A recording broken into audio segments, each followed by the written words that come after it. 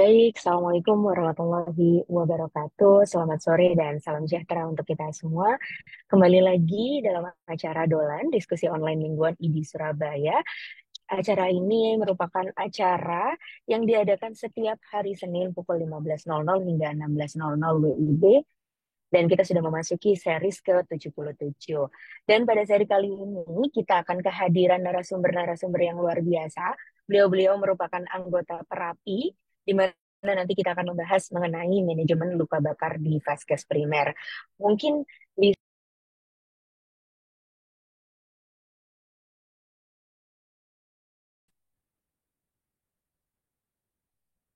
Ya, mohon maaf, sepertinya ada terulang ini ya, disconnect. Kita coba tunggu beberapa saat sebentar.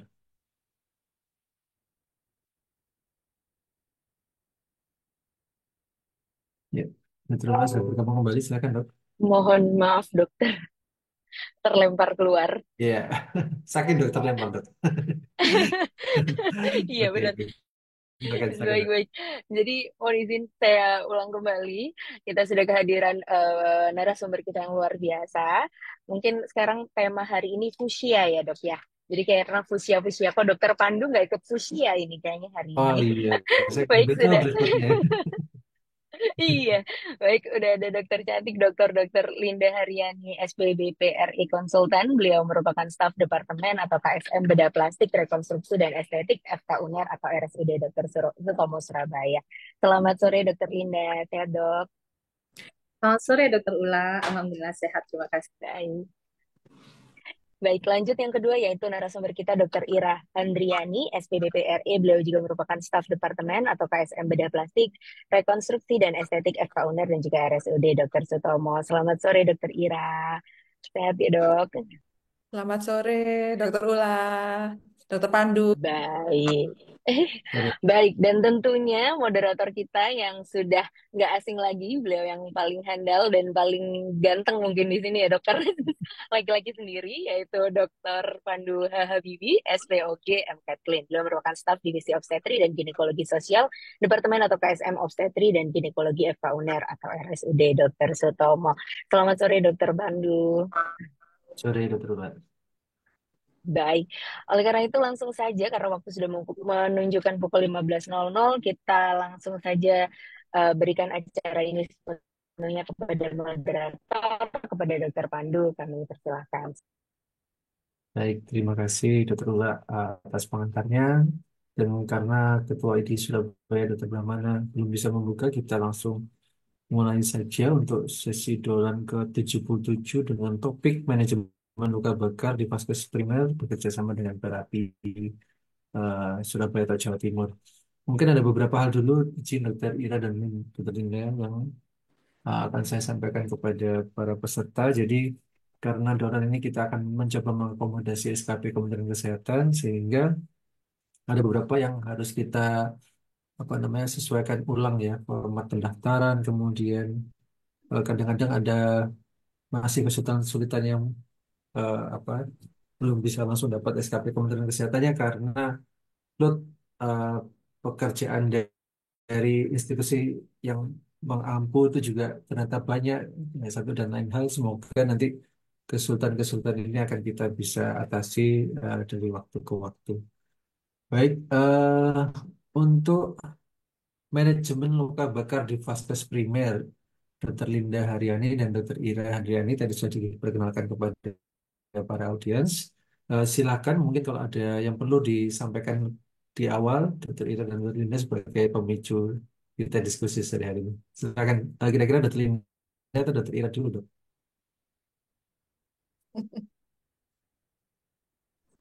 Ya, Apakah ada terima yang kasih. ya? Moderator, Dokter Pandu, jumpa sore hari ini. Kita hanya membuat sedikit slide ya, Dokter Ira ya, hanya 4 slide. Nanti kita akan membagi dua untuk sebagai awalan ya. Silahkan, mohon saya share screen-nya, Dok. Silakan, dok. Sebagai pembuka saja ya, ini memang temanya hari ini adalah mengenai luka bakar dan kejadian luka bakar ini masih sering kita dapati ya. Yang paling sering itu luka bakar itu karena kejadian di rumah tangga itu paling sering. baik pada orang dewasa dan juga pada anak-anak. Dan luka bakar itu sendiri adalah suatu luka yang dinamis dan heterogen. Jadi dia berbeda dengan luka biasa, sehingga butuh penanganan yang spesifik, butuh penanganan untuk tindakan awal atau emergensinya yang tepat dan cepat sehingga efektif. Yang diharapkan di sini akan berperan untuk menyelamatkan bukan hanya jiwa dari pasien dan juga akan mempercepat proses penyembuhan lukanya menjadi penyembuhan luka yang adekuat sehingga akan mengurangi resiko untuk terjadinya gangguan fungsional di kedepannya. Tolong slide, silakan. Dan di sini yang perlu kita pelajari bersama, ini slide, tolong. Dr. Ira, tolong slide. Ya. Yang perlu kita pelajari sekarang ini kita yang paling baru menggunakan structure dari EMSB. Ini adalah Emergency Management Severe Burn. Nah, di sini ini didapatkan dari ANSBA, ini Australian and New Zealand Association of Burn. Di sini membuat suatu tabel. Yang tabel ini cukup detail dan cukup ringkas. Ini bisa kita cari di browsing di internet, kemudian kita print dan kita taruh di dompet kita sehingga pada saat ada pasien yang kita dapati pasien luka bakar, kita bisa dengan mudah mengaplikasikannya. Di sini lebih detail ya, karena ada look and do yang dikerjakan di sana, terbagi menjadi primary survey, FATT yang diikuti first aid, dan juga secondary survey. Untuk primary survey ini meliputi airway yang dunya adalah suspend control, ada breathing yang dunya adalah menggunakan oksigenasi yang adekuat, dan ada circulation, jangan lupa untuk hemorrhage control, beban tekan atau lain bisa dilakukan. Disability, dan kita menelitinya bukan dengan GCS ya, kita menggunakan AFPU, yang juga dunia kita mengecek pupil dari si pasien, dan juga exposure kita melakukannya dengan environmental control. Di sini sebelum masuk ke secondary survey, ada yang kita lakukan yaitu melakukan fluids atau resusitasi cairan, analgesia, chest, dan tube. Di sini dunia yang setelah FATT dikerjakan adalah first aid. Kita harus mengecek first aid. Di mana first aid ini dikatakan cukup efektif adalah 3 jam setelah 3 jam pertama setelah kejadian. Jadi lepas dari 3 jam itu kita tidak perlu melakukan first aid. Sementara apabila masih di bawah 3 jam, kita bisa melakukan first aid dengan melakukan irigasi menggunakan air mengalir dengan suhu ruangan selama minimal 20 menit. Bisa bahkan sampai 2 jam karena nantinya akan mengurangi luas dan kedalaman luka bakar, dan juga ada efek analgesianya. Setelah itu terlewati, baru pasien kondisi stabil, kita menuju ke secondary survey yang terdiri dari ample history, ada anamnesis, medication, past illness, last meal, dan event, dan juga pemeriksaan berulang. Jadi di sini karena dia dinamis, luka bakar ini, kita harus melakukan reassessment dan reassessment untuk melihat apakah terapi yang kita lakukan cukup adekuat. Dan juga kita lakukan examination, kalau perlu dilakukan ekstarotomi, dan juga tetanus profilaksis. Ini perlu dilakukan untuk kasus-kasus dengan luka, apalagi luka yang luas, dan juga jangan lupa melakukan dokumentasi, transfer, dan juga support. Ini yang membedakan struktur dari MSB ini dengan ATLS misalnya, karena di sini cukup detail. Slide berikutnya.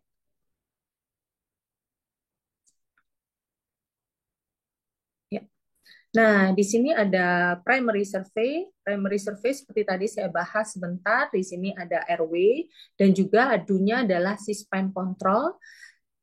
Cek fungsi bicara itu paling gampang dengan bertanya nama.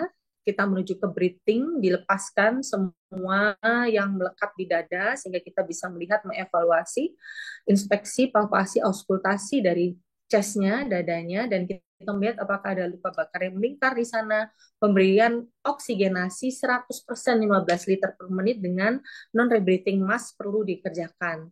Dan juga kita memberikan pulsasi oksigen di sana, pemasangan pulsasi oksigen. Untuk sirkulasi, di sini kita bisa mengecek tensi, nadi, kemudian nadi dicek secara sentral dan perifer. Jadi kita harus membandingkan antara sentral dan perifer. Dan di sini yang membedakan untuk luka bakar, ceknya adalah di semua ekstremitas. Jadi bukan hanya di tangan kanan, tapi juga di sentral, perifer tangan kanan, tangan kiri, kaki kanan, dan juga kaki kiri. Begitu juga dengan CRT, capillary refill time, kita periksa di sentral, biasanya di sternum, kurang dari 2 detik. Kita juga cek di keempat ekstremitas. Dan di sini juga yang penting adalah untuk menjaga hemorrhage kontrolnya. Nah, sehingga nanti resiko shock bisa segera kita atasi. Dan di sini kita melakukan pemasangan 2 kanul besar IV line begitu pada 2 area yang tidak terkena luka bakar, dan jangan lupa mengambil sampel darah di sana. Untuk disability seperti saya terangkan tadi tidak menggunakan GCS tapi menggunakan AFU yang terdiri dari alert apabila bisa sadar dan menjawab apa yang ditanya, verbal kalau bisa menjawab dengan vokal, dan pain kalau respon hanya pada nyeri, dan unresponsif apabila tidak respon sama sekali. Dan di sini bunyinya adalah melakukan pemeriksaan pupil.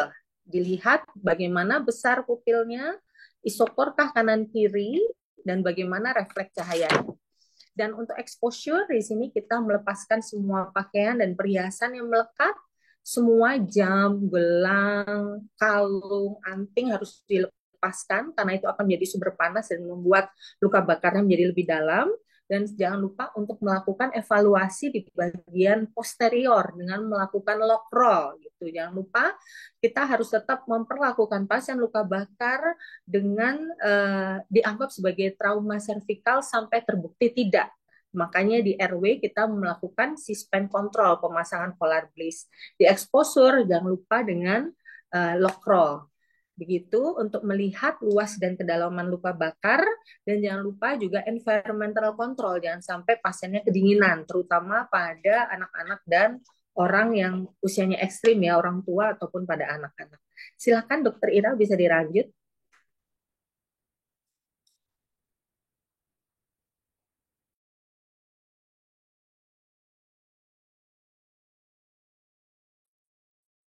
Ya, ya, terima kasih Dokter Linda.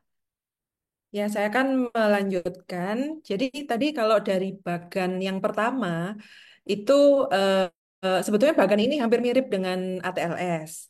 Jadi ada primary survey, ada secondary survey. Tetapi yang membedakan adalah ada FATT ya. Di situ ada fluid, analgesia, test dan tube. Nah, ini perlunya untuk luka bakar, terutama yang major burn, di mana kalau pada pasien dewasa itu luas luka bakarnya lebih dari 20%.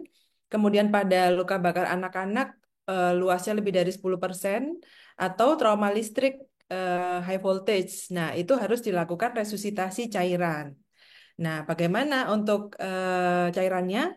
Kita menggunakan modifikasi Parkland. Ya, rumusnya 3 cc dikalikan berat badan dikali luas luka bakarnya. Nah, tentunya mudah untuk menghitung luas luka bakarnya ya. Nah, cara pemberiannya seperti biasa, yang dulu juga sama. Jadi dibagi 2, setengah diberikan pada 8 jam pertama, dan setengahnya diberikan pada 16 jam berikutnya. Kemudian pemberian analgetik. Analgetik ini untuk luka bakar major yang tadi saya sebutkan kriterianya, itu tentunya sangat nyeri pasiennya. Makanya harus diberikan idealnya dengan morfin ya dok. Jadi morfinnya 0,05 sampai 0,1 miligram per kilogram berat badan. Dan dititrasi. Kemudian jangan lupa dievaluasi karena ada efek pemberian morfin itu ya. Bisa-bisa pasiennya nanti tidak apa terevaluasi, jadi bisa ada distress nafas juga. Nah, kemudian tes di sini pemeriksaan ini diperlukan, terutama kan kadang kasus luka bakar itu murni tidak datang murni dengan luka bakar saja, tapi kadang juga ada trauma yang menyertai. Misalnya ada kecelakaan mobil kemudian langsung terbakar mobilnya. Nah, itu juga harus diperiksa apakah pemeriksaan spine, toraks, pelvis, atau mungkin kalau curiga ada cairan intraabdomen mungkin ya itu harus di USG, fast atau CT scan. Nah, pada saat kita memberikan resusitasi, sebaiknya kita juga monitoring. Ya, gimana caranya ya? Kita harus memasang Foley kateter dulu. Kemudian kita evaluasi urin per jamnya. Urin inisial dan urin per jamnya harus dilihat. Kemudian mungkin diperlukan pemasangan nasogastrik atau orogastrik tube ya untuk terutama juga untuk dekompresi juga. Dan kalau perlu mungkin ada intubasi pada kasus-kasus trauma inhalasi. Ya, setelah FATT itu kita juga cek lagi first aid-nya. Tadi yang dikatakan Dokter Linda di awal, ya first aid itu bisa kita siram atau guyur dengan air yang mengalir kurang lebih selama 20 menit. Airnya pokoknya harus air bersih, tidak harus air yang steril seperti PZ atau Aquades, boleh air steril, air bersih. Selama 20 menit ya, Dok. Kemudian dari secondary survey-nya itu kita menilai apakah ada dari sampel historinya, alergi, medication, past illness, last meal, dan event-nya. Dan persiapan kita untuk merujuk, tentunya lukanya juga harus kita perhatikan. Nah, tergantung dari jarak rujukannya. Misalnya, rujukannya agak jauh, lebih dari 8 jam mungkin. Nah, diperlukan waktu yang agak lama, sebaiknya itu diberikan salep antimikroba ya, topikal. Seperti mungkin SSD, itu juga bisa. Silver sulfadiazin. Nah, kalau misalnya rujukannya mungkin cuma dekat 1 jam atau 2 jam saja, itu juga bisa langsung dibersihkan dengan antiseptik, lalu pasiennya bisa di-wrap dengan transparan dressing, atau mungkin kalau lebih mudah lagi cling wrap ya. Itu boleh, langsung terus kemudian pasiennya bisa dirujuk. Nah, jangan lupa pada saat kita akan merujuk, itu juga kita menghubungi terlebih dahulu rumah sakit pusat rujukan yang akan kita rujuk pasiennya. Dan kita harus mendokumentasikan semua apa yang telah kita lakukan, apa yang didapat dari evaluasi pasien tersebut. Kemudian menghubungi rumah sakit tersebut dan mencatat semuanya serta melaporkan. Dan kemudian pasiennya bisa dirujuk. Nah, pentingnya eh, bagan ini mempermudah sebetulnya karena kalau kita di rumah sakit perifer kadang mendapatkan pasien seperti ini mungkin bingung ya apa langkah yang harus dilakukan pertama kali, bagaimana. Nah, dengan adanya bagan ini mungkin bisa mempermudah. Begitu. Ya, terima kasih Dokter Pandu. Ya, baik. Terima kasih Dr. Linda dan Dr. Ira. Ya, berikutnya kami menghimbau kepada para peserta, kalau misalnya ada pertanyaan atau diskusi, silakan disampaikan melalui kolom Q&A ataupun bisa resen. Sambil menunggu pertanyaan dari para peserta, Dr. Linda dan Dr. Ira, yang pertama saya tanyakan tadi, bagus sekali ya mengenai primary survey yang tadi dari E, ESMB, apa itu? E, EMSP. IMSB ya. Jadi Ya, mirip-mirip dengan ATLS tapi disesuaikan dengan kebutuhan dari perspektif udah plastik dari luka bakar. Um, jadi tadi mungkin yang sedikit berbeda adalah tetap ABCDE, cuma RW itu di ini ya dok ya, terutama kalau misalnya ada trauma inhalasi itu ya dok ya. Trauma inhalasi itu harus kita apa namanya, harus kita eh, perhatikan apakah ada. Kalau seandainya ada trauma inhalasi atau kecurigaan ke arah sana, gimana dok? Kita sebagai dokter di primary care ini bisa melakukan apa? Apakah cukup mencegah apa namanya pangkal lidah jatuh ke bawah atau bagaimana? Atau ada cara yang lain untuk trauma inhalasi ini bagaimana perlakuannya dok sebaiknya? Monggo silakan dokter Linda dulu atau dokter Ira kalau kita baik. curiganya ada dokter. Terima kasih Dokter Pandu. Jadi memang trauma inhalasi ini juga sering kita dapati ya dok pada kasus luka bakar. Jadi Ya. yang pertama bagaimana kita mendiagnosa dulu trauma inhalasi ya dok ya. Jadi apabila luka bakarnya didapati di ruang tertutup, kemudian secara klinis ada area wajah yang terbakar, ada alis yang terbakar, bulu mata yang terbakar, bulu hidung terbakar, ada sekutum jelaga atau batuk atau pasien menurun kesadaran atau ada suara serak. Itu kita bisa mensuspek pasien tersebut dengan trauma inhalasi. Dan memang trauma inhalasi ini mengancam nyawa ya dok ya. Jadi memang penanganannya segera. Dan ini kita bisa lihat di A tadi, di RW. Begitu kita RW, kita cek bagaimana pasiennya, RW-nya clear atau tidak. Kemudian kita evaluasi wajahnya, apabila ada tanda itu walaupun satu saja, kita bisa mensuspek itu sebagai trauma inhalasi. Dan dunia kita cervical spine control ya dengan menggunakan polar breeze. Apabila itu kita dapati, memang penanganan awal yang harus dilakukan adalah melakukan intubasi dok untuk menjaga RW-nya tetap baik dok. Nah, di sini memang indikasi dari intubasi itu banyak ya, selain memang menjaga atau mempertahankan potensi dari jalan nafas tersebut itu.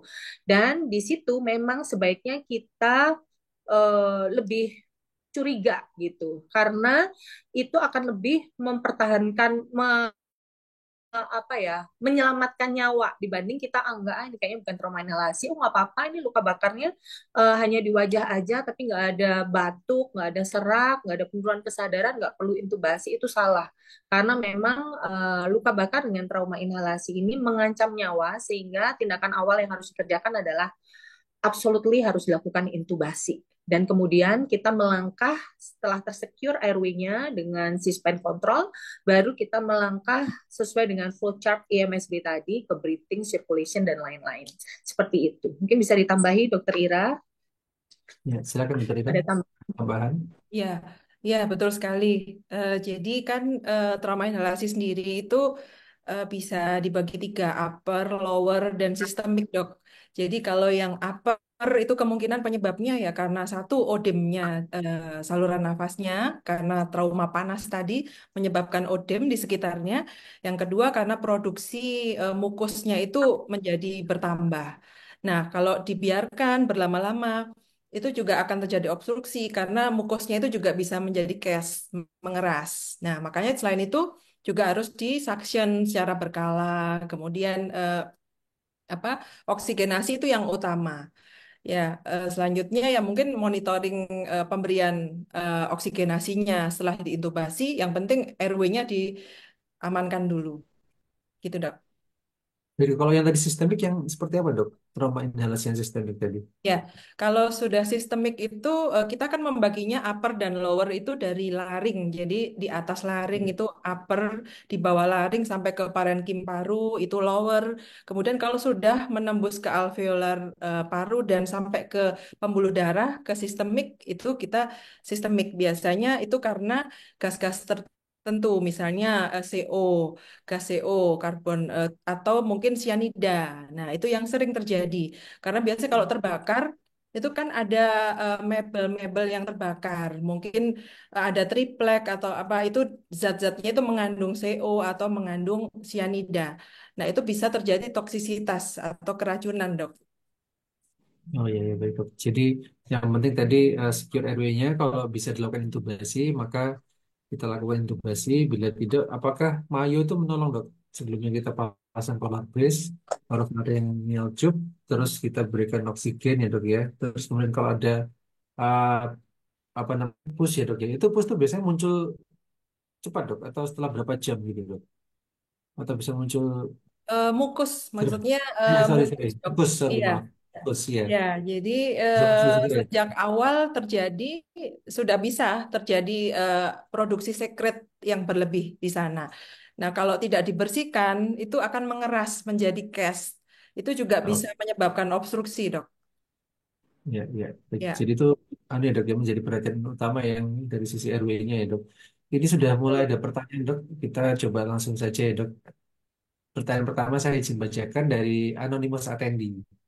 Untuk perawatan luka bakar tertutup atau secara terbuka dan bagaimana prinsip penanganan lukanya? Apabila ada bulas sebaiknya dipecah atau dibiarkan secara utuh saja. Silakan mungkin dokter Linda dulu dok. Silakan dok. Baik, terima kasih Dokter Pandu dari Anonymous Name nih rupanya ya. Ini jadi luka bakar di sini sekarang kita menganut perawatan dengan tertutup ya. Jadi memang untuk mencegah terjadinya infeksi, mencegah iritasi jaringan juga, kita melakukan perawatan luka bakar secara tertutup. Apabila pasien baru datang dan seperti tadi sudah dijelaskan oleh Dokter Ira, akan dirujuk memang dengan jangka waktu 8 jam.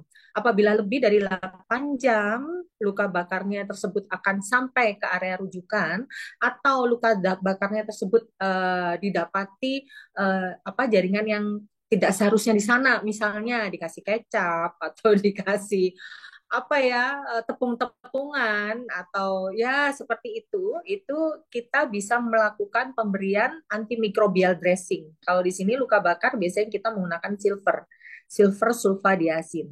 Tapi apabila luka bakar tersebut ternyata saat tiba di tempat rujukan kurang dari 8 jam, kita cukup membersihkannya saja dan kita bisa membalutnya dengan menggunakan cling wrap atau transparan dressing. Seperti itu. Dan kalau misalnya nggak ada ya kita cukup membalut dengan selimut yang bersih. Itu bisa kemudian kita rujuk apabila rujukan yang kita tuju itu kurang dari 8 jam. Kalau lebih dari 8 jam atau terkontaminasi luka bakarnya, kita harus menggunakan silver atau di sini menggunakan silver sulfadiazin. Itu untuk penanganan di emergency. Tetapi untuk penanganan di rumah sakit rujukan yang rutin kita lakukan, memang kita selalu tertutup ya luka bakarnya, dilakukan debris demam, dibersihkan sampai bersih, pecahkan semua bulanya, dan setelah itu kita reassessment lagi berapa luas dan kedalaman luka bakarnya.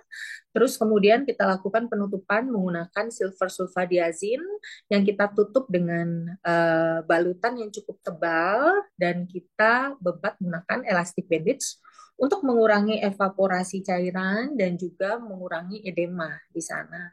Itu yang kita kerjakan. Sementara untuk bula yang ada sebaiknya kita pecah karena kita harus mengevaluasi kedalamannya. Kedalaman itu baru bisa dicek apabila kita melihat dasar gulanya, warnanya pink kah, merah kah, bercoklat kah, atau putih, itu kita lihat dari dalam bulanya.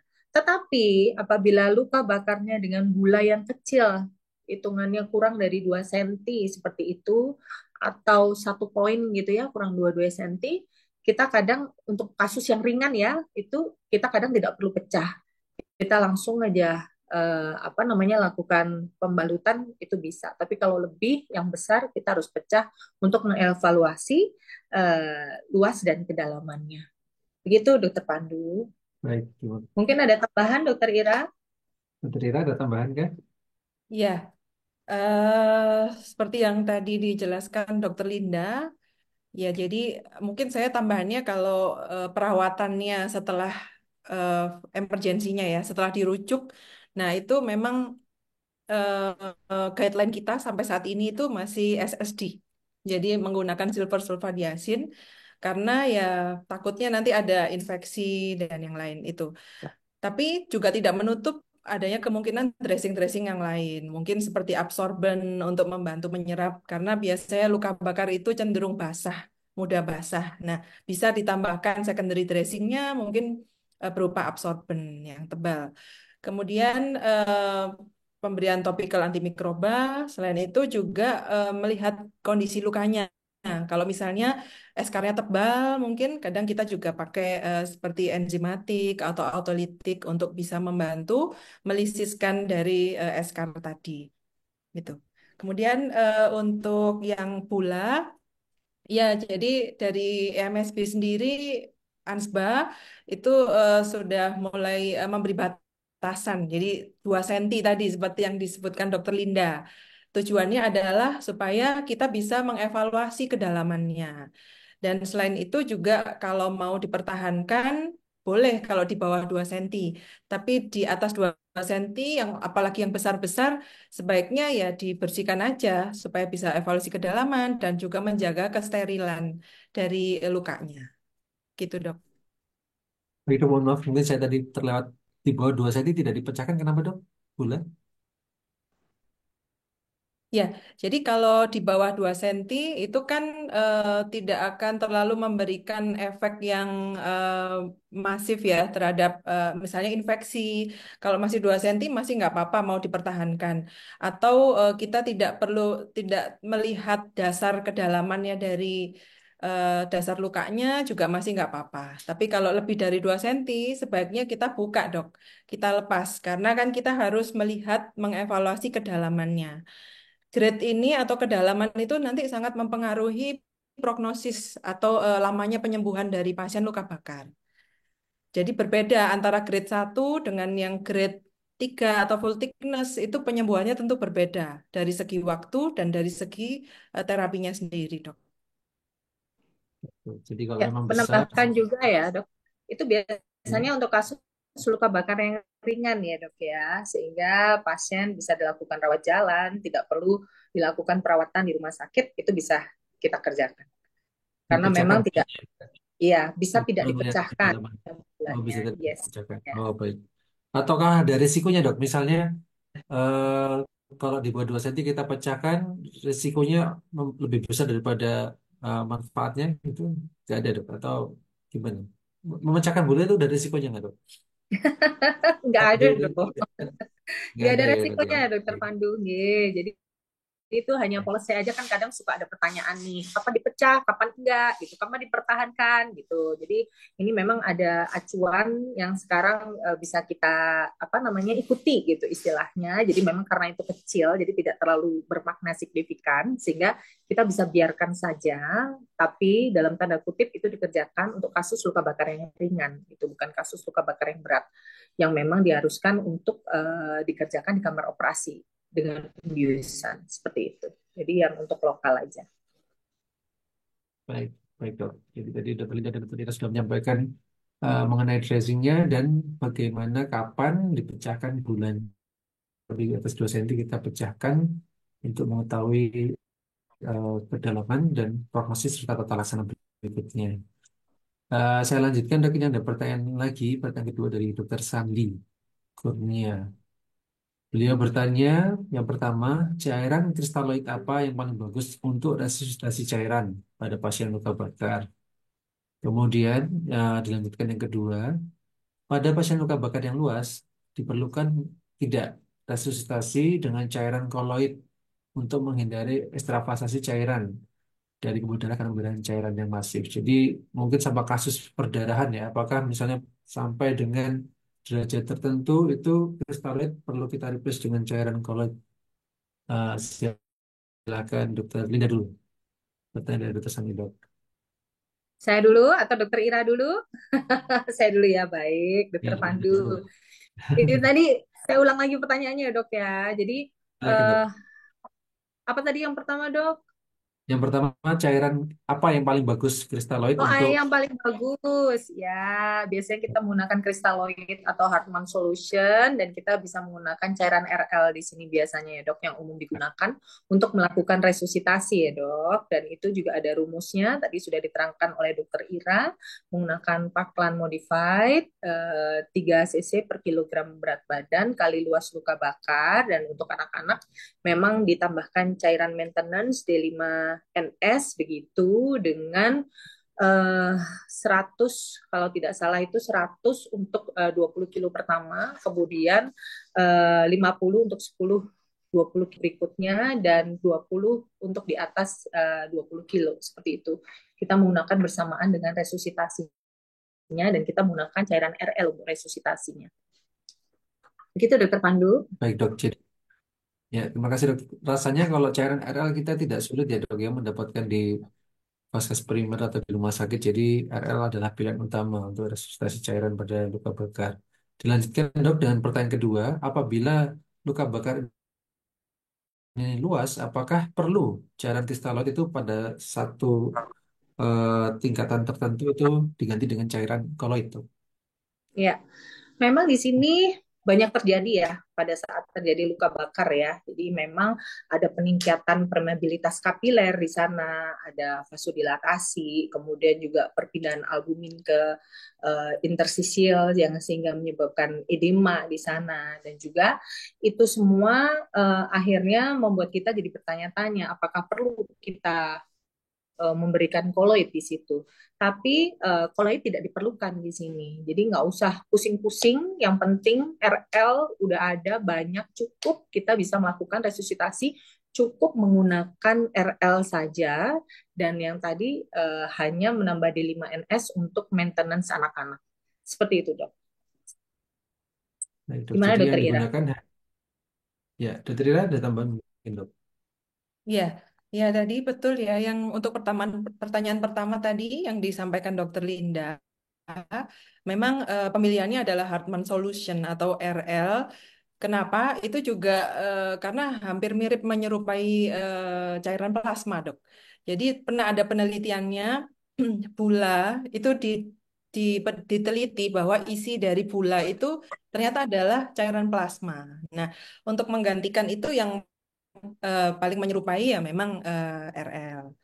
Kemudian untuk yang pertanyaan kedua, apakah luka bakar luas Koloid. perlu diberikan koloid ya, Dok? Pada 24 jam Ya. pertama ya. Jadi kalau 24 jam pertama itu masih belum perlu. Yang 24 jam pertama yang terjadi adalah cairan di dalam intravaskulernya itu keluar semua ke ekstravaskuler. Nah, kita kan mau ngisi dulu intravaskulernya, Dok, supaya nggak hipovolemik pasiennya. Jadi sebaiknya kita berikan yang cairan kristaloid. Nah, kalau misalnya kita langsung berikan koloid di 24 jam pertama, padahal dinding pembuluh darahnya tadi masih permeabilitasnya masih meningkat. Jadi kemungkinan loss-nya keluar juga masih tinggi. Kemungkinan koloidnya juga akan keluar gitu. Jadi sebaiknya diisi dulu volumenya intravaskulernya diisi dulu, Dok, supaya nggak shock pasiennya. Oh ya, Dok, kalau nggak salah koloid itu kan molekulnya lebih besar dibandingkan kristaloid ya, sehingga risiko untuk terjadi ekstravasasi itu lebih kecil dibandingkan kita berikan kristaloid saja. Justru apakah eh, misalnya pada pasien luka bakar tuh karena terjadi apa loss tadi yang Dokter Ira sampaikan ekstravasasi, eh, itu maksudnya pertanyaan dari Dokter Sandi itu apakah perlu diganti koloid di mana dia molekulnya lebih besar sehingga risiko untuk ekstravasasinya lebih kecil gitu. Jadi jawabannya tidak perlu ya, Dok ya. Iya, betul. Tidak perlu, Dok, karena pada 24 jam pertama itu albumin aja loss juga keluar. Padahal albumin itu ada protein besar ya. Itu juga loss bisa keluar. Jadi Oh, koloid pun juga akan seperti itu.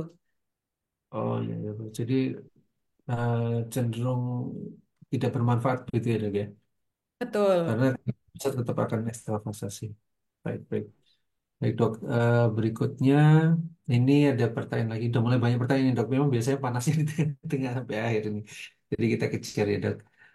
Dari Anonymous Attendee lagi ini kayaknya banyak Anonymous Attendee ini malu-malu ini pakai namanya.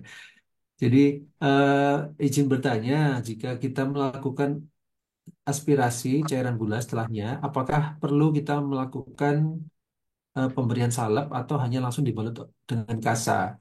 Jika dibalut dengan kasa, maka berapa lama untuk memonitoring ganti perbannya? Silakan Dokter Linda lagi di pergantian.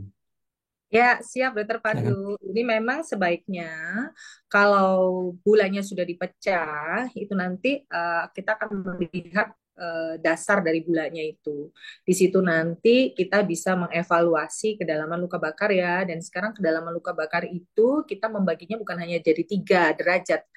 Sekarang kita membagi ke dalam luka bakar menjadi 5, yaitu ada epidermal burn, kemudian superficial dermal, epidermal, superficial dermal burn, mid dermal burn, deep dermal burn, dan juga full thickness burn.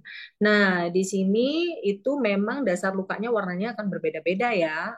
Yang epidermal itu warnanya hanya pink saja dan dia tidak masuk dalam luas luka bakar, jadi nggak ada luka di sana. Yang superficial itu warnanya pink, kemudian yang mid dermal warnanya pink lebih gelap, merah, Terus kemudian yang mid dermal lebih gelap, yang deep dermal itu ada belachi red, ada berjak-berjak coklat, dan yang full thickness itu kedalamannya warnanya putih gitu ya. Nah, ini memang nantinya akan harus kita tutup ya, dan nutupnya memang sebaiknya tidak langsung dengan kasa, karena apabila langsung dengan kasa, cairan tersebut akan mengeluarkan serum basah begitu, yang nantinya akan lengket di kasanya, dan saat dibuka itu pasien akan kesakitan sekali dan akan membuat injured, luka baru pada luka bakar tersebut, sehingga inflamasinya akan terus-terus terjadi di sana dan penyembuhannya tidak akan berjalan. Sehingga sebaiknya memang kita memberikan suatu lapisan sebelum kita oleskan silver sulfadiazin, atau tadi diterangkan oleh Dokter Ira bisa digunakan absorben untuk secondary dressingnya. Di sini kita bisa menggunakan framicetin sulfat begitu, atau sesuatu yang mengandung parafin yang nantinya akan mencegah perlengketan dari luka ke kasa yang kita tempelkan. Setelah menggunakan framicetin sulfat yang mengandung parafin tersebut, baru bisa kita oleskan atasnya menggunakan karena polisi kita masih menggunakan silver, kita bisa memberikan silver sulfadiazin, baik dalam bentuk krim ataupun ada juga yang berbentuk lembaran. Kalau lembaran memang dia bisa mengabsorb juga cairan yang keluar gitu. Dan kalau kita tidak menggunakan secondary dressing absorben, kita bisa berikan balutan kasa di atasnya. Dan sebaiknya kasanya tebal ya, karena nantinya akan terjadi evaporasi cairan yang akan membuat kasanya cepat basah begitu.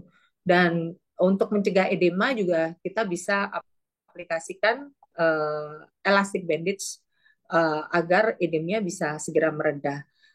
Tapi kita juga harus evaluasi bagian distalnya, jangan sampai balutan yang kita berikan menjerat sehingga mengganggu perfusi di bagian distal. Seperti itu, Dokter Pandu. Ya, baik. Rasanya sudah cukup lengkap tadi jawaban Dokter Linda. Kita berikutnya dari anonimus Atendi lagi. Bagaimana pembersihan luka yang sudah diolesi dengan kecap ataupun pasta gigi, sementara penderita anak-anak kesakitan? Silakan Dokter Ira kalau ada tanggapan dok. Ini dibenarkan nggak dok? Diolesi kecap atau Iya, pasta gigi dok? iya ini rumor yang salah ya kalau luka bakar Apa sih dok? didinginkan dengan pasta gigi. Biasanya ya odol ya kalau dulu itu seperti itu. Tapi justru dok kalau diberikan diolesi dengan pasta gigi itu kadang malah membuat lukanya semakin dalam. Nah, Oh, gimana dok? kalau memang ya. Ceritanya gimana kok semakin dalam, menarik nih dok? Ya, jadi kan bahan-bahan ini sebetulnya dengan mengguyur cairan bersih saja itu sudah cukup untuk mendinginkan. Yang penting kan cooling the wound dulu. Dengan cara mendinginkan itulah maka apa kedalamannya akan berkurang. Tapi kalau misalnya luas, lebih dari 20% pada dewasa, lebih dari 10% pada anak, tentunya harus dibarengi dengan resusitasi tadi. Karena kan ada efek lokal dan ada efek sistemiknya, Dok. Kalau efek lokal itu tadi ya begitu area yang terkena luka bakar, langsung areanya menjadi nekrotik atau mati. Tapi sekitarnya itu ada area stasis yang kira-kira masih antara hidup dan mati ya, karena sudah mulai ada kerusakan mikrosirkulasi di situ. Harapannya dengan mengguyur air tadi, kemudian melakukan resusitasi tadi, itu area yang sudah ada gangguan mikrosirkulasi itu akan berubah menjadi area hiperemi atau jaringan yang lebih sehat. Ya, jadi jaringannya nggak jadi mati. Kalau misalnya tidak dilakukan resusitasi, tidak dilakukan pengguyuran tadi, bisa saja dia area yang stasis tadi malah berubah menjadi area yang nekrotik atau yang koagulatif tadi. Ya, jadi kalau Terkait dok, caranya gimana? ya, Ya, ya ya mungkin dok. Dokter Ira dulu. Maaf, Iya. diselesaikan dulu Jadi dok. kalau Saya kira. kembali ke Ya. pertanyaan awal tadi, caranya bagaimana membersihkan kecap atau pasta gigi ya? Itu ya memang harus Ya. dicuci, dibersihkan. Mungkin bisa dengan antiseptik, ya mungkin cairan safflon, cetrimide yang ada efek sabunnya. Nah, itu mungkin bisa membantu melistiskan yang eh, basicnya adalah pasta atau lebih kental ya dibandingkan apa cairan biasa. Itu mungkin bisa penggunaan safflon atau hibis scrub yang ada efek sabunnya mungkin dok. Kalau sabun biasa bisa dok? Atau pakai chlorhexidine? Atau apa? Ya, sebaiknya sih chlorhexidine atau hibis scrub dok. Kalau terpaksa Iya, iya. mungkin tidak ada keduanya, ya mungkin ya boleh Atau air sabun. aja juga boleh juga, dok. Tapi harus ada sabunnya dok. Kalau air biasa jangan. Ya, kalau Mas- misalnya sesuatu yang lengket, sebaiknya kita bersihkannya dengan yang basicnya adalah sabun, dok. Nggak bisa dengan air biasa. Kalau tadi diberi pasta gigi tambah dalam itu gimana dok? Ceritanya. Ya, ya. Jadi Eh, kan Dalam eh, luka bakar. betul. Jadi kedalaman itu karena pasta gigi itu bahannya iritatif ya, dok ya. Iritatif, kemudian Hmm. kan biasanya ada minnya ya, mentol ya. Nah, itu membuat iritatif terhadap lukanya. Jadi bukannya bertambah baik, malah dia bisa menjadi semakin dalam. Yang mungkin tadinya awalnya mungkin cuma superficial dermal, bisa jadi berubah menjadi deep. Jadi pada kulit dok, itu kan ada epidermal dan dermal lapisannya ya. Kalau misalnya di epidermal, itu hanya epitel-epitel ya. Tapi di bawahnya lagi itu terdapat banyak pembuluh darah. Kemudian ada adnexa-adnexa, kemudian ada ya kelenjar ya. Di situ ada reservoir epitel juga. Nah, kalau bahan yang dioleskan iritatif, tentunya makin merusak, Dok. Makin merusak jaringan sekitarnya, pembuluh darahnya, kemudian cadangan epitelnya itu juga bisa semakin rusak. Begitu, Dok. Ya, baik dok. Terima kasih dok. Eh, kita Ya, lanjutkan ke saya tambahkan pertanyaan. dikit, Dok. Oh Saya iya, boleh betul ini ada tambahkan tambahan. mungkin. Silakan dok. Ya, tadi udah dijelasin sih sama Dokter Ira. Tadi yang dijelaskan itu adalah luka bakar model Jackson. Itu di Birmingham tahun 1950. Luka bakar itu ada modelnya yang kita sebut luka bakar model Jackson. Ada 3 area di sana. Area yang paling tengah itu adalah disebut sebagai zona koagulasi atau zona nekrotik. Itu adalah area yang paling dekat dengan sumber panasnya. Dan di situ panasnya tidak dikonduksi secara cepat dan baik sehingga terjadi koagulasi dari protein selnya di sana. Dan sehingga terjadi kematian sel di sana dan itu berlangsung sangat cepat. Makanya disebut sebagai zona koagulasi atau nekrotik. Di luarnya area zona koagulasi atau nekrotik itu yang disebut tadi oleh Dokter Ira sebagai zona statis. Nah, kerusakannya nggak seberat dari zona yang pertama tadi, tapi terjadi gangguan mikrosirkulasi. Dan di sini akan menjadi berat saat mediator inflamasinya dilepas di sana karena proses luka bakarnya dan respon jaringan tersebut akan menjadi jaringan rusak. Dan yang paling luar dari zona statis tersebut adalah zona hiperemi. Ini terjadi dilatasi pembuluh darah sehingga warnanya kemerahan, dilatasi pembuluh darah. Dan di sini yang seperti disebut kalau misalnya kita berikan apa tadi kecap atau kita berikan pasta gigi ya, di sana dia tidak akan mendinginkan zona statisnya yang masih bisa berubah menjadi hiperemi atau koagulasi. Apabila kita berikan terapi yang adekuat dengan memberikan air yang mengalir, jangan lupa airnya harus air yang mengalir supaya suhunya konstan.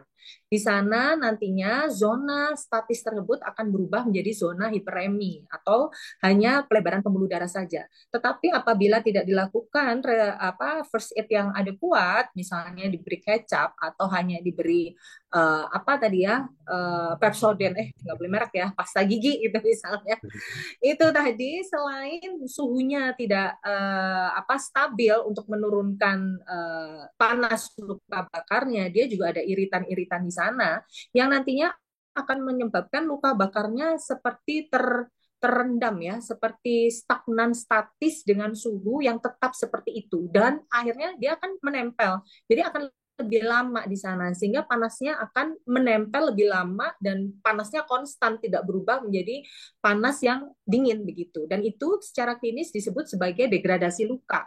Bertambahnya kedalaman luka bakar karena tata laksana yang tidak adekuat pada saat awal kejadian luka bakar, terutama efektifnya 3 jam pertama setelah kejadian luka bakar.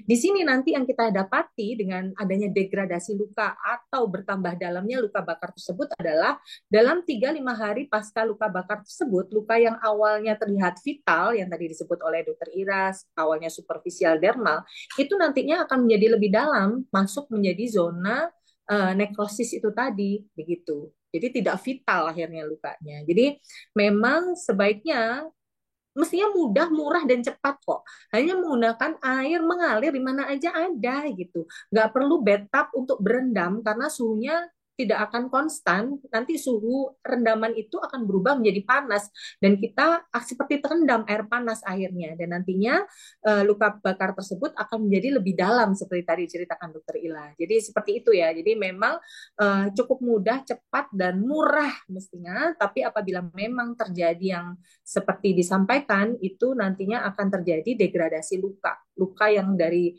awalnya yang masih galau gitu ya, terjadi gangguan mikrosirkulasi, dia mau menjadi lebih dalam atau sembuh, kalau tidak ditangani dengan adekuat, dia akan menjadi lebih dalam, menjadi zona nekrotik atau koagulasi tersebut. Seperti itu, Dokter Pandu. Tambahan dari saya sedikit. Terima kasih dok. Ya, semakin jelas ya rasanya ya mengenai penanganan awal tadi terkait dressing, kemudian juga bagaimana melakukan irigasi pada luka yang benar. Jangan dikasih kecap ataupun pasta gigi. Kemudian kita lanjutkan dok ya ke pertanyaan berikutnya dari Dokter Yunita Liliana. Apakah salep SSD atau silver sulfadiazin ini aman untuk diberikan di wajah? Apakah boleh? Bila tidak boleh, kenapa? Lalu kalau misalnya di Vaskes tidak ada salep SSD, apakah ada substitusinya atau penggantinya? Silakan Dokter Linda dulu.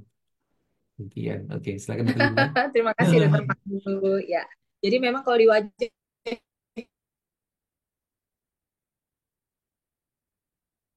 itu Dokter Linda. lebih tipsy ya Ya. juga. Jadi memang kita biasanya tidak mengaplikasikan salep silver sulfadiazin di wajah begitu supaya karena kalau kita memperhatikan bukan hanya fisik tapi juga secara estetik ya di sini ya supaya hasilnya lebih bagus nantinya. Jadi biasanya kita cukup memberikan salep antibiotik saja. Kalau pilihan biasanya sih antibiotiknya gentamicin, kayaknya gentamicin ada di mana-mana ya, gampang kok didapatkan gitu. Supaya lebih bagus lagi, supaya skarnya lebih smooth dan halus, kita biasanya menggunakan gentamicin yang salep mata. Tapi kalau misalnya tidak ada pun, kita bisa menggunakan salep gentamicin yang biasa. Begitu, Dokter Pandu? Bang Bro, tadi jeleknya apa dok untuk kulit wajah sulfadiazin dok? Iya, karena memang kan apa namanya kulit wajah kan lebih tipis ya dok ya, dan juga pembuluh darahnya lebih banyak sehingga kalau menggunakan silver itu nanti dia cukup nanti akan membuat hasil akhir skarnya kurang terlalu bagus begitu dokter Pandu sehingga kita lebih memilih menggunakan ointment yang mengandung antibiotik. Nah, di sini biasanya kita menggunakan salep gentamicin. Gitu dokter Pandu. Ya, baik. Baik dok, terima kasih. Berikutnya dari Anonymous Attendee dan Dokter Eka, ini pertanyaan mirip-mirip. Saya tujukan kepada Dokter Ira. Untuk luka bakar yang luas, apakah perawatan luka rutin dengan kompres NaCl disarankan? Mungkin terkait juga perawatan luka bakar yang ringan yang apa namanya, yang luas area tidak terlalu besar. Apakah tetap perlu dirujuk ke vaskes atau bisa dirawat dengan kompres NaCl rutin di vaskes primer? Kemudian bagaimana dengan pemberian cairan RL pada kasus gagal ginjal yang luka bakar luas? Bagaimana perhitungannya? Silakan Dokter Ira. Sebelum Ini dirujuk. borongan nih pertanyaannya dok. Iya, soalnya tentang Banyak. cairan, jadi saya rangkum saja. Soalnya masih ada lagi dokter. Siap dokter Pandu. Ya, baik dok. Ya, Jadi untuk luka bakar luas ya, ini luasnya seberapa besar? Eh, yang maksudnya apa bisa kalau dengan kompres NaCl saja gitu ya dok ya? ya betul. Ya, jadi berarti ini juga tadi ada pertanyaan, kira-kira apakah nggak apa-apa nih nggak usah dirujuk? Nah, balik lagi ke kriteria rujukan ya. Kita harus tahu kriteria rujukannya itu apa saja. Nah, tadi major burn itu kalau bisa semua memang dirujuk ya, Dok. Jadi pada Setuju. luas luka bakar di atas 20% pada dewasa ya sebaiknya dirujuk. Pada luka bakar anak lebih dari 10% luasnya itu juga harus dirujuk. Dan luka bakar Ya, listrik high voltage. Atau kalau misalnya low voltage pun tapi sudah mengenai area yang full thickness atau kena area tangan, jari-jari, itu juga harus dirujuk. Atau luka bakar yang mengenai area wajah misalnya. Atau juga luka bakar yang dengan penyakit penyerta. Nah, seperti mungkin ada kehamilan misalnya. Nah, ini berarti harus join nanti dengan dokter Pandu. Iya. Siap. Kemudian ada juga dengan diabetes mellitus. Nah, penyakit yang penyerta, mungkin jantungnya itu juga harus dirujuk. Dan apakah bisa luka bakar yang luas ini hanya dengan kompres NaCl? Nah, kalau kompres NaCl ini tidak kita sarankan sih, Dok. Apalagi untuk yang luas, luka bakarnya luas. Kalau untuk penanganan pertama tadi sudah balik lagi dijelaskan sebaiknya ya dialiri dengan air. Kompres saja sebetulnya tidak kita sarankan. Tapi misalnya pun tidak dilakukan dialiri air, mungkin dikompres dengan NaCl, ya masih nggak apa-apa. Tapi itu hanya untuk awal ya dok ya, penanganan awal. Nanti penanganan selanjutnya itu sudah harus berubah karena lukanya sendiri itu harus dibersihkan. Apalagi misalnya lukanya terbuka. Nah, itu harus dibersihkan, disabun, dilakukan debridemen. Debridemen di sini kita membuang jaringan mati, jaringan yang non vital. Mungkin seperti tadi ada bula, kemudian atau ada apa? Kotoran, ya mungkin ada eh, debris. Nah, itu semua harus dibersihkan. Setelah dibersihkan, kemudian diguyur dengan cairan steril. Selanjutnya dilakukan dengan dressing. Nah, penutupan. Idealnya adalah untuk perawatan luka modern, sekarang perawatannya dengan tertutup, dok. Jadi perawatan tertutup modern dressing itu bisa eh, memang beberapa dressingnya ya memang agak mahal harganya, tapi dari lama perawatannya itu bisa mempersingkat lama perawatan pasien seperti itu. Jadi kalau misalnya hanya kompres NaCl, berarti kita balik lagi ke eranya mechanical, ya Dokter Linda. Jadi balik lagi ke mechanical, dok. Itu kalau zaman dulu mechanical itu bisa digunakan untuk kasus-kasus yang mungkin curiga ada infeksi misalnya. Tapi dengan catatan tidak adanya dressing yang lain. Nah, boleh kalau itu dengan mechanical. Tapi sekarang sekali lagi kita sudah merujuk ke modern dressing ya, Dok. Ya, ya, Jadi bagaimana pemilihan dressing yang baik sesuai dengan problem lukanya yang ada. ya. Seperti itu, Dok. Baik, Dokter Ira, ini karena waktunya juga sudah mau habis, kita akan menjawab dua pertanyaan lagi. Ini ada pertanyaan mengenai bioplasenton dan Burnazin. Burnazin ini isinya SSD ya dok ya. Tadi kan Ya. Burnazin lebih ke arah apa namanya profil antiseptiknya begitu ya, atau antibiotiknya. Nah dengan bioplasenton tuh kapan memberikan SSD, kapan memberikan bioplasenton, Dokter Linda? Tadi kan Ya. penggantinya adalah gentamisin misalnya kalau nggak ada sulfadiazin. Tapi bioplasenton tuh gimana perannya dan kapan memberikan dok? Ya, terima kasih Dokter Pandu. Terima kasih juga atas pertanyaannya. Cuman memang kita tidak pernah menggunakan bioplasenton untuk luka bakar ya. Jadi Oke. memang bioplasenton itu kan seperti gel, efeknya mendinginkan, seperti itu. Jadi yang perlu bukan bioplasenton mestinya, cukup aliri air aja. Udah cukup 20 menit sudah selesai gitu. Cuman kadang kalau misalnya masih dirasa nyeri, masih bisa aliri airnya. Misalnya nih, ibu-ibu gitu kena minyak panas gitu di tangan panas banget ya, Dok ya. Alirin air aja langsung di keran gitu, suhunya akan konstan sehingga dia akan maksimal meningkatkan luka yang terbakar, luka bakar tersebut. Terus kemudian minimal 20 menit. Kalau 20 menit ternyata masih dirasa nyeri, masih bisa kok diteruskan dok dengan aliri air mengalir sampai 2 jam. Karena di situ ada efek analgetiknya untuk mengurangi nyeri. Dan tidak perlu bioplasenton pun setelah dialiri air yang mengalir, kita bisa menggunakan antimikrobial aja, ya bisa menggunakan silver atau bisa menggunakan ointment yang mengandung antibiotik topikal seperti gentamicin cukup. Jadi memang bioplasenton tidak pernah digunakan dan tidak termasuk dalam salah satu tata laksana luka bakar. Jadi dokter bedah plastik tidak menggunakan bioplasenton ya dok? Clear ya dok? Enggak. Baik.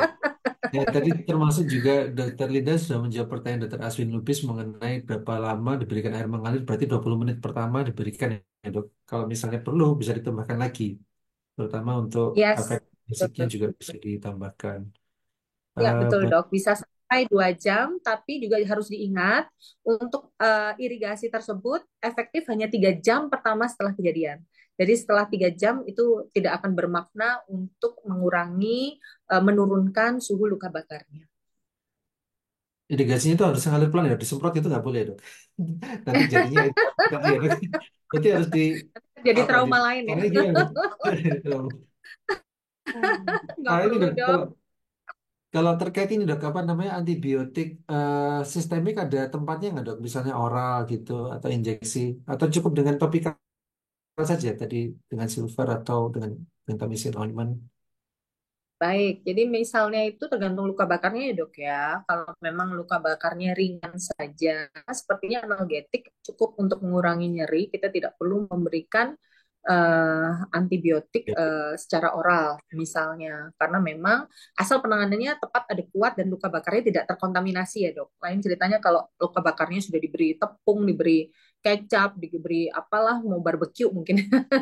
Itu memang kita mungkin perlu memberikan antimikrobial dressing saja, dan itu bisa diberikan antibiotiknya apabila pasiennya luka bakarnya termasuk luka bakar sedang berat yang dirawat inap. Nah, itu kita bisa lakukan pemberian antibiotik, dan jangan mudah memberikan antibiotik karena apa, bisa terjadi resistensi dari antibiotik. Jadi tidak perlu, jangan jangan buang-buang waktu untuk minum antibiotik karena itu tidak pada tempatnya. ya. Baik, terima kasih.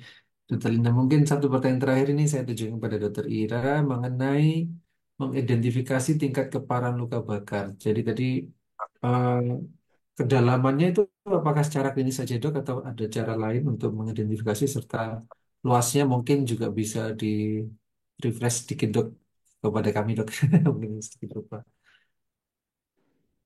Untuk merujuk ke fasilitas kesekundernya tadi sudah disebutkan ya oleh Dokter Ira ya. Tadi sudah disebutkan kriteria-kriteria dengan cukup jelas. Ya. Ya, silakan Dokter Ira. Baik, Dok. Jadi identifikasi keparahan kalau di luka bakar itu, Dok, dinilai dari dua hal, yaitu satu luasnya dan yang Ya, kedua adalah kedalamannya. Ya, jadi eh, cukup bisa menilai dua itu, maka kita bisa menilai keparahannya. Kalau misalnya dari kedalaman tadi Dokter Linda sudah sempat sampaikan ya, Dok ya. Sekarang lebih detail lagi, kedalaman itu dibagi menjadi 5 sekarang. Kalau dulu berdasarkan American Burn Association itu cuma dibagi 3. Zaman saya DM itu cuma 3, grade 1, 2, 3 gitu ya. Tapi sekarang lebih spesifik lagi. Jadi untuk yang grade epidermal atau dulu itu adalah grade 1.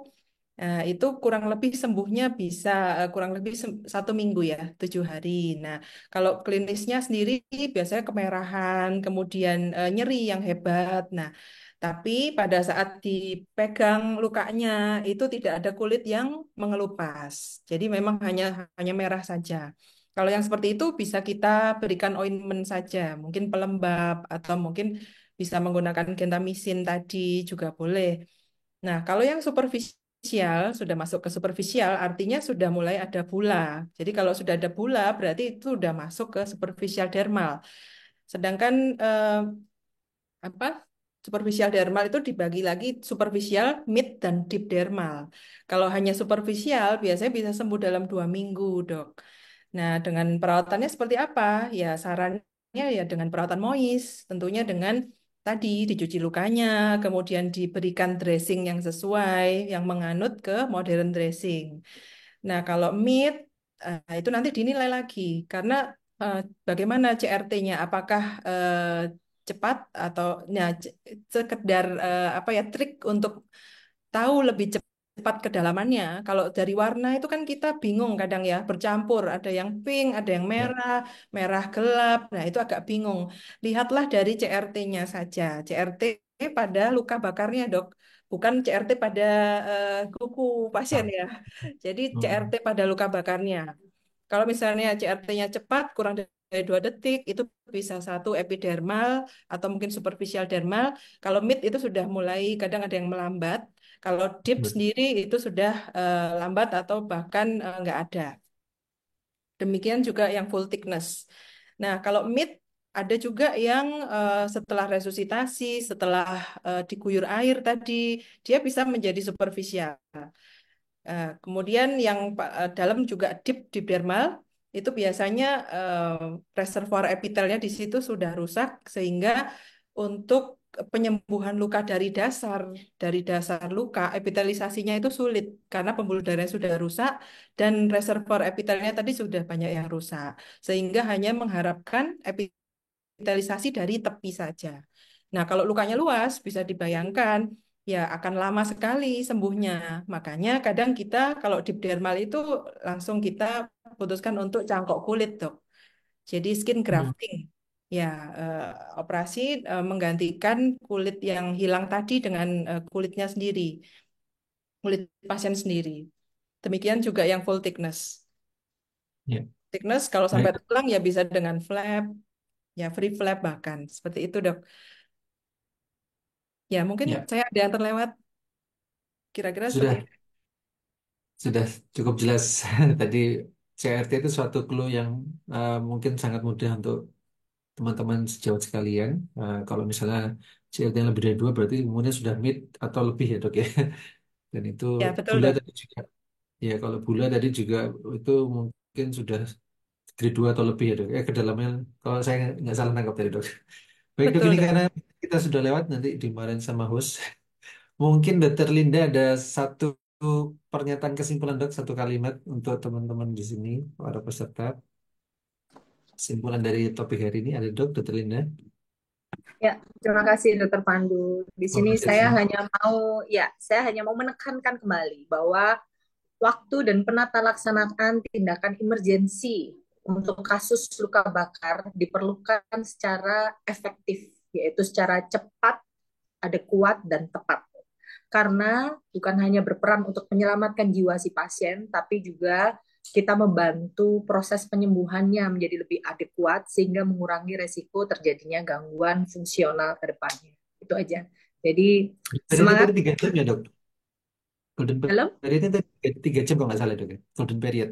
itu untuk resusitasi untuk first aid ya supaya Maksudnya. luka bakarnya yang di area statis bisa berubah menjadi hiperemi hingga luasnya menjadi lebih kecil dan kedalamannya bisa berkurang 3 jam awal. Baik, terima kasih Dokter Linda. Dokter Ira, apakah ada tambahan dok? Take home message untuk kami semua. Ya, ya, eh, harapan saya dengan diskusi kita sore ini, Dok, mungkin teman-teman dokter umum di rumah sakit ya sudah mulai bisa mengenali eh, terapi, paling nggak terapi awal untuk kasus luka bakar, sehingga akan bisa menyelamatkan pasien luka bakar lebih baik lagi. Seperti itu, Dok. Baik, terima kasih Dokter Linda dan Dokter Ira atas sedekah ilmunya. Insya Allah bermanfaat untuk kita semua. Amin. Mendapatkan balasan yang terbaik. Terus kemudian kami juga mohon maaf apabila masih ada pertanyaan-pertanyaan yang belum bisa terjawab karena keterbatasan waktu.